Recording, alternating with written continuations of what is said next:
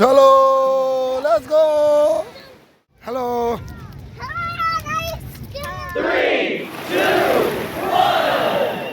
তো আমার প্রিয় বন্ধুরা, আমার নতুন ব্লগে আমার সমস্ত বন্ধুদের জানাই আমার বুক ভরা ভালোবাসা।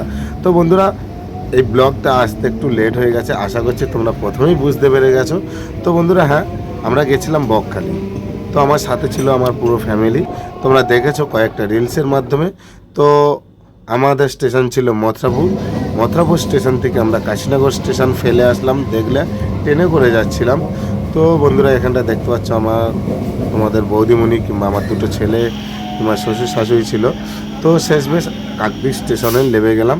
এখান থেকে আমরা 1 নম্বর প্ল্যাটফর্মে থেকে বাইরে বার হয়ে ওখান থেকে অটো রিজার্ভ করে আমরা যাব। তো এখানটা দেখতে পাচ্ছ আমার দুটো ছেলে আছে। হ্যাঁ, তো যাই হোক, আমরা 1 নম্বর প্ল্যাটফর্মে থেকে বাইরে বার হয়ে অটো রিজার্ভ করে আমরা যাচ্ছিলাম। দেখতেই পাচ্ছ তোমাদের বৌদিমণি পেছনে বসে আছে, আমি সামনে বসে আছি, কিংবা আমার সাথে দুটো ছেলে, হ্যাঁ, কিংবা আমার শ্বশুর শাশুড়িও ছিল। আর এই ব্রিজটাকে অনেকেই চিনে থাকো। এই ব্রিজটি হয়ে যাওয়ার পরে অনেক মানুষের যাতায়াতের সুযোগ সুবিধা হয়ে গেছে, খুবই একটি সুন্দর ব্রিজ বানিয়েছে। হ্যাঁ, তো যাই হোক, ব্রিজটি তোমরা দেখে নাও।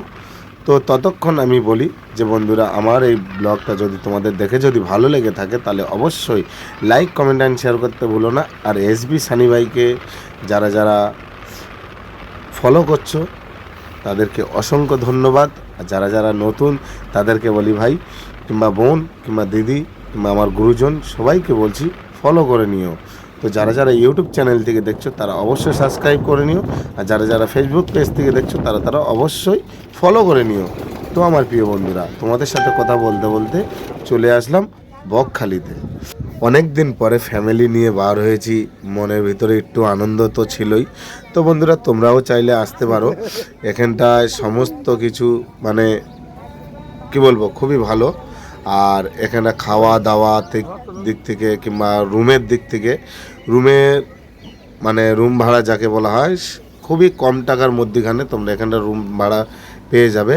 300 থেকে 400 টাকার মধ্যে তোমরা ভালো ভালো রুম পেয়ে যাবে। তো যাই হোক, সমুদ্রটা তোমরা দেখে নাও। তো এখন সকাল সকাল আমরা এসেছিলাম জোয়ার মুখো, তো বেশ ভালোই জল ছিল। তো যাই হোক, আমরা এখন লাভবো কিছু খাওয়া দাওয়া করে তারপরে।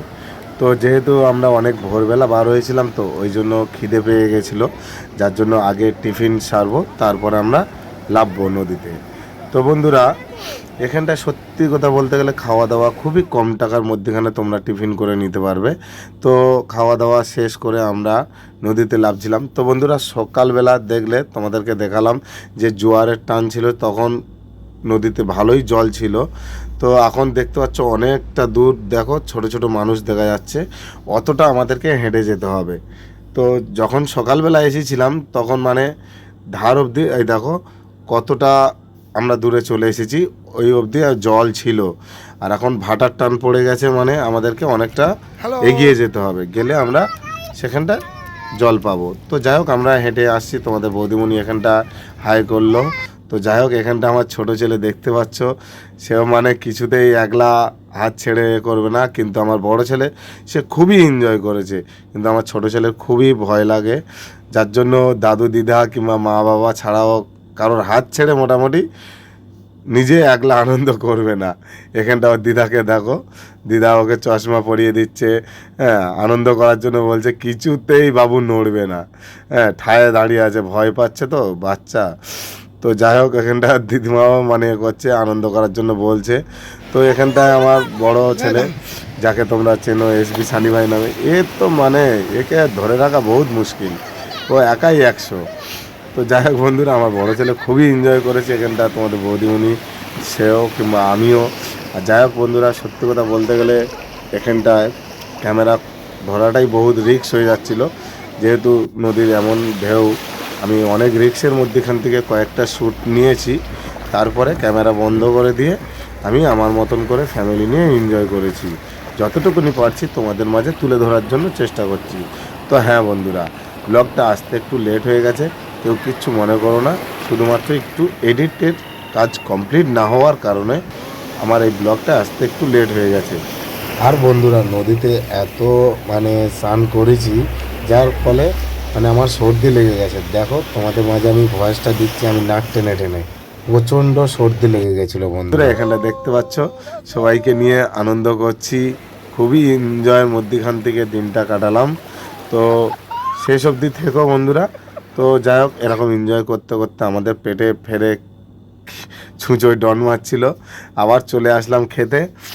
তো দুপুরবেলা খাওয়া দাওয়া, এখানটা নদীতে বেড়াতে এসেছি। হ্যাঁ, যাই হোক, এখানটা নদীতে বেড়াতে এসে মাছ খাবো না তা তো হয় না, আমার সত্যি নদীর মাছ খুবই ফেভারিট। হ্যাঁ, তো এখানটায় নিয়েছিলাম ভোলা মাছের প্লেট, আর আমার দুটো ছেলে সব থেকে ফেভারিট খাবার হচ্ছে বিরিয়ানি। যেখানেই যাক না কেন ওরা দুজনেই বিরিয়ানি খাবে। আর এখানটা দেখতে পাচ্ছ ভোলা মাছের প্লেট, তো খুবই কম টাকার মধ্যেখানে পেয়ে গেছিলাম, যে যত মানে আনলিমিটেড। হ্যাঁ, 120 টাকা ভোলা মাছের প্লেট ছিল, সাথে ডাল, সবজি, আলু ভাজা, পাঁপড়, হ্যাঁ এরকম ছিল। আর এখানটা আমার ছেলেরা বিরিয়ানি খেয়েছে। তো খাওয়া দাওয়া শেষে বন্ধুরা আমরা আবারও এলাম নদীতে। তো যাই হোক বন্ধুরা, ব্লগটা আমি বেশি বড় করলাম না, যেহেতু তোমরা এর আগে অনেক রিলস দেখেছো। তো যতটুকুনি পারছি আমি অল্প সময়ের মধ্যেখান থেকে এই ব্লগটাকে আমি শেষ করব। তো যাই হোক বন্ধুরা, আমরা নদী থেকে স্নান টান করে আমরা যে রুম নিয়েছিলাম রুমে ফেরত যাচ্ছি। তো যাবার পথে আমি তোমাদেরকে নদীর চারিদিকটা ঘুরিয়ে দেখাচ্ছিলাম। তো খুবই ভালো লাগছিল আমাদের কাছে। আর মাঝে সাঝে না ঘুরলে মন মেজাজটা ঠিক থাকে না, তাই ঘুরে আসলাম। তো হ্যালো বন্ধুরা, বকখালি তোমাদের কেমন লাগলো অবশ্যই কমেন্টে জানিও। আমার ব্লগ এখানটা শেষ করলাম। তো যদি তোমাদের ভালো লেগে থাকে তাহলে অবশ্যই লাইক, কমেন্ট অ্যান্ড শেয়ার করতে ভুলো না। চলো তাহলে আবারও দেখা হচ্ছে নতুন কোনো ব্লগে কিংবা রিলসে। তো বন্ধুরা, ব্লগটা আমি এখানটা শেষ করলাম। ভালো থেকো, সুস্থ থেকো, টাটা। টাটা করে দাও সবাই, চলো টাটা। টাটা। সে কোথায় গেল? টাটা বন্ধুরা, আবারও দেখা হচ্ছে নতুন কোনো ব্লগে। এই অবধি বকখালি। তো বকখালি ব্লগ তোমাদের কেমন লাগলো অবশ্যই কমেন্টে জানিও কিন্তু। আর হ্যাঁ, বেশি বেশি করে শেয়ার করতে ভুলো না। যারা যারা ইউটিউব থেকে দেখছো তারা অবশ্যই সাবস্ক্রাইব করে নিও। যারা যারা ফেসবুক থেকে দেখছো অবশ্যই ফলো করতে ভুলবে না। তো বন্ধুরা, আজকে করার মতন ব্লগটা আমি এখানটা শেষ করলাম। টাটা। আবারও ফিরে আসবো অন্য কোনো ব্লগে। Love you all.